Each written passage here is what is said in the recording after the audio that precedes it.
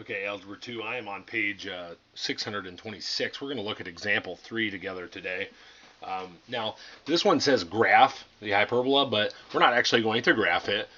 Really what I'm worried about is, can we find the vertices, can we find the foci, and the asymptotes, which I think is the next part of this question. Okay, so if you look above this, all that information can be found in the key concept box, which I have here, right?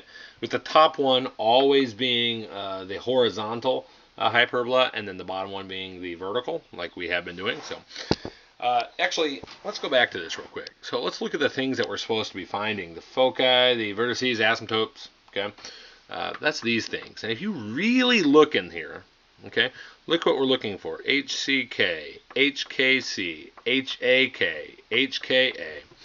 BA, AB, K, so we're looking for H's, K's, A's, and B's. Okay, the Y's and X's will stay in the formula. Okay, because remember, this should be slope-intercept for the asymptotes because it's a line. So what we need to do is we need to find H and K first, which I think we can do very easily looking at our formula. What's first off, which type of hyperbola is this? Is this a horizontal one or a vertical one? Well, X first, Y second. X first, it looks like it's horizontal, right? This looks like a horizontal hyperbola to me. Okay, so that means that this number is the H and this number is the K. So it looks like remember they're opposites, looks like the center is 3, -2, right? It's the center. Okay. Oops, that looks like a -3 now. All right, we'll have to remember that's a +3. All right, so that's our H and K. And what we are going to do now is we're going to use those to help find A, B, and C to fill in our answers. Okay, so remember, and you can find this, I believe, on, let me look here for you. You can find this on bottom 624. A, B, and C relate to each other via the Pythagorean theorem, right? A squared plus B squared is equal to C squared. Right? And if you look, we know what A and B should be based on the bottom of these things, right? So A squared is 4, right? Don't forget.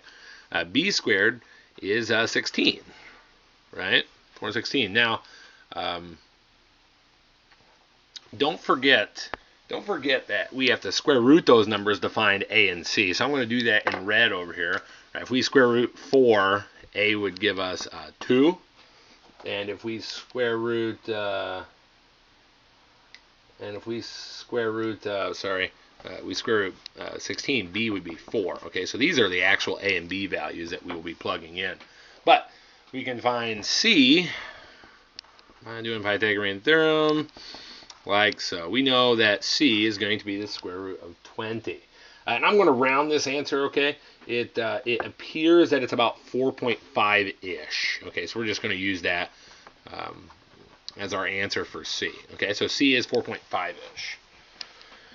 All right, so now, once we have A, B, and C, I think we can just plug things in, guys. It's pretty self-explanatory here. I think you guys are hopefully picking this up well. We just plug A, B, and C and H and K into these things for the foci and vertices. So please check me. Hopefully I do a good job of this. All right, let's start with the foci here. H plus C. So H3 plus 4.5, so it looks like it's 7.5. Right? 3 plus 4.5 is 7.5, comma, and then it's K, which is -2. The other foci point, though, should be 3, and it's a minus, 3 minus C. So 3 minus 4.5 should be a -1.5, and this should be also -2, right? Because it's still K here. We're using this one. This is for the vertical.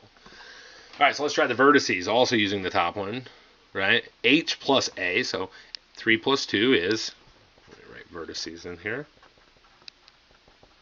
All right, so 3 plus 2 is 5, comma, and then H minus A, so 3 minus 2, we have to plug our K in there, right, for the vertices, which is -2.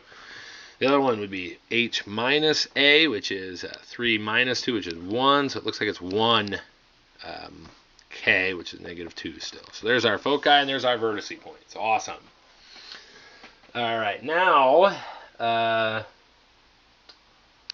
Now let's look for our asymptotes. This should be an equation, right? Asymptotes are those dashed lines where the graph can't cross. So we're going to write it, and this looks like point slope form to me.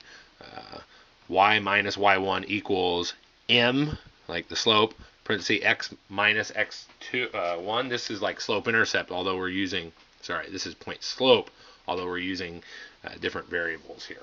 Okay, so let's find out y minus k. We're using this guy because it's still horizontal, and it should be plus minus, right? So b over a. Let's find that value first. What's b over a? Well, b was 4 and a was 2, so we say 4 over 2.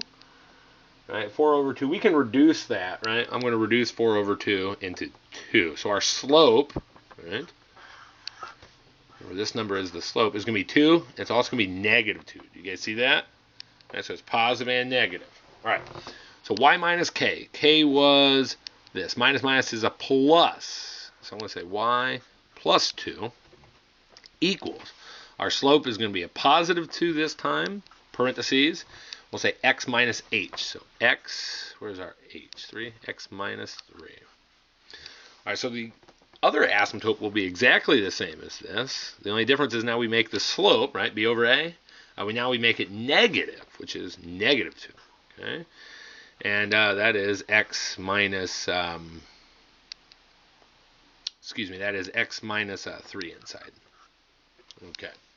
Now, these probably look funny to you. Okay, this is point slope form from Algebra 1. If you, and I'm going to get a new piece of paper here, okay, if you wanted to turn them into slope intercept form, we could do that. We're smart enough to. All right, so I'll say y plus 2 equals, get it back on there, equals 2, parenthesis, x minus 3.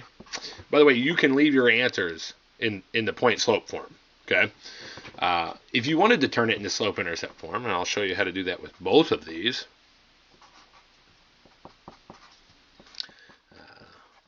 What we would do then is we would start to solve. We would use distributive property here and here to get 2x minus 6. We got y plus 2 equals 2x minus 6. We subtract 2 over.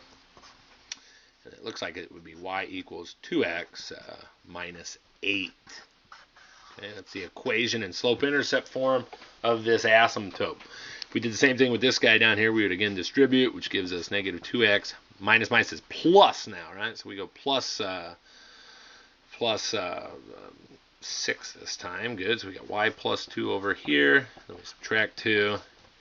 And it looks like this equation of the asymptote would be y equals negative 2x. And then this is a plus 4.